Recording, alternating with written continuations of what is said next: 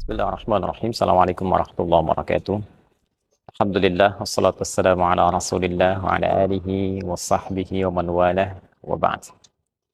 Saudara-saudariku sebangsa setanah air, semoga video ini menemui kita semua dalam keadaan sehat, rukun, dan diberikan kemampuan untuk menata aktivitas kehidupan kita lebih baik, lebih bernilai, dan mulia di hadapan Allah Subhanahu wa Ta'ala.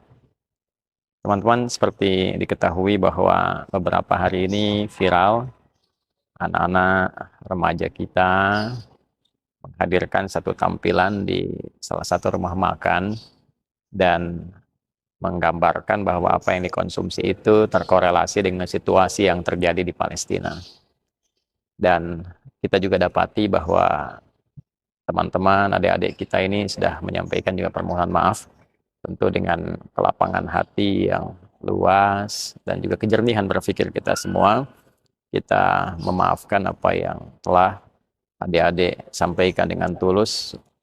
Namun di sisi lain juga penting untuk kita juga berikan satu informasi yang komprehensif, lebih menyeluruh, sehingga adik-adik kita, remaja-remaja kita memahami mengapa ada satu gerakan yang sangat mendalam, nilai rasa yang sangat tinggi, berwujud perhatian pada rakyat, masyarakat, bangsa Palestina. Bukan hanya dari sekedar level personal atau komunal di masyarakat Indonesia, tapi pemerintah Indonesia pun, bahkan Presiden terpilih diketahui baru-baru ini melakukan satu kecaman dalam bentuk pidato yang sangat tegas atas apa yang terjadi di Palestina. Adik-adikku yang saya sayangi, antara Indonesia dan Palestina bukan hanya sekarang, dari dulu memiliki satu keterkaitan historis yang sangat dalam. Saya ingin tarik dengan lebih ringkas saja dalam suasana kebangsaan, bahwa di antara yang paling giat, paling bersemangat menyuarakan kemerdekaan Indonesia, bukan hanya mendukung, tapi juga menyuarakan kemerdekaan Indonesia di dunia luar, adalah sosok bernama Syekh Muhammad Amin Al-Husseini. Syekh Muhammad Amin Al-Husseini ini, beliau adalah seorang tokoh besar, ulama, bahkan mufti di wilayah Palestina. Dalam tur-tur kegiatan beliau di dunia internasional, bahkan saat beliau di Berlin, di Jerman, di salah satu channel radio, beliau memberikan sosialisasi kemerdekaan Indonesia, baik dalam bentuk dukungan, juga gerakan-gerakan yang memberikan sebuah kesan luas bahwa Indonesia telah merdeka, Indonesia perlu mendapatkan pengakuan dunia. Yang dengan itu alhamdulillah kemudian diantaranya Mesir menjadi negara pertama yang memberikan dukungan dan pengakuan atas kemerdekaan Indonesia. Kelak dalam salah satu momen yang sangat bersejarah, yang diwakili salah satunya oleh Buya Muhammad Nasir dan juga delegasi Indonesia yang datang ke Kairo, lantas kemudian melakukan press conference pada saat itu, hadir pula Syekh Muhammad Amin Al-Husseini, juga beberapa pejabat-pejabat dari Mesir yang memberikan penguatan kembali atas kemerdekaan Negara Kesatuan Republik Indonesia. Dan jangan lupa bahwa dalam situasi-situasi di masa itu, saat-saat awal kemerdekaan yang tidak mudah dan juga penjajah, dalam hal ini Belanda, berupaya untuk melakukan manuver-manuver selain politik juga militer, bahkan datang ke beberapa tempat di Indonesia untuk melakukan ekspansi aksi militer yang kedua.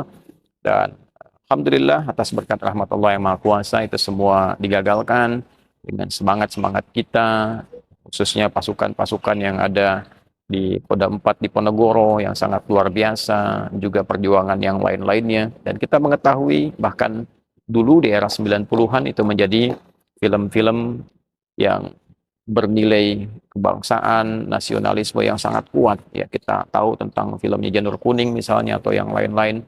Lepas dari berbagai cara pandang yang berbeda, namun semua punya semangat yang serupa, yaitu tentang jiwa kebangsaan, patriotisme, dan raihan untuk menggapai kemerdekaan yang sangat mulia itu.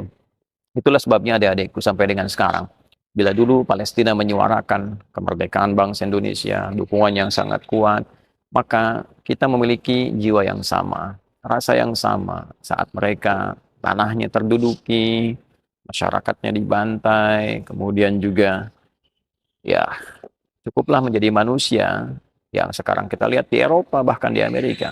Ya, mahasiswa keluar membuat tenda menyuarakan di parlemen. Saat anak-anak remaja di Amerika, di Eropa, mereka punya kesadaran yang sangat tinggi, intelektualitas yang sangat luar biasa, dan melihat satu fenomena di luar batas kemanusiaan. Bahkan PBB menempatkan peristiwa itu sebagai daftar hitam.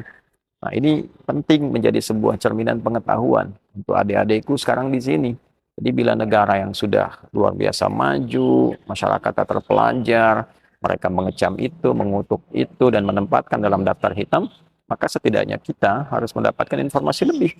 Ya, bukan tindakan-tindakan yang kontraproduktif, yang mungkin sekali lagi saya rasa minimnya informasi yang mungkin didapatkan atau referensi yang tidak seimbang yang selama ini belum kita dapatkan sepenuhnya. Oleh karena itu, saya turut mendoakan semoga adik-adikku senantiasa bisa memperluas wawasan, mendapatkan kesempatan menambah pengetahuan, dan saya mencintai Anda semua. Tidak ada celah bagi kita untuk saling mengecilkan karena pemegang otoritas yang dapat menyukseskan, memajukan bangsa yang kita cintai Indonesia ini adalah generasi adik-adik ke depan. Bila adik-adikku tidak memperbanyak bacaan, wawasan dengan cara yang jernih, ya bukan sekedar kita parsial dengan hal-hal tertentu, tapi kita berpikir dengan cara yang jernih dan kita tarik dalam nuansa kebangsaan kita dengan segala aspeknya. Aspek historisnya, dengan aspek agamisnya, aspek sosialnya, yang dengan itu mudah-mudahan menjadikan kita tetap tegar, semakin berkemajuan, dan lebih daripada itu, saya kira ini menjadi catatan bagi sekolah, dan sekolah telah memberikan klarifikasi, tapi tambahan informasi itu penting. Dan juga yang lebih penting adalah untuk kementerian terkait, Kementerian Pendidikan.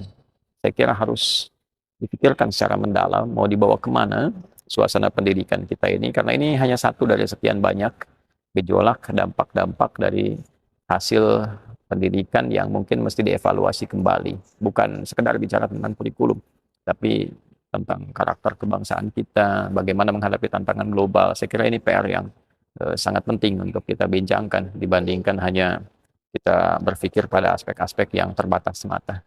Terima kasih. Mohon maafkan bila ada yang kurang berkenan.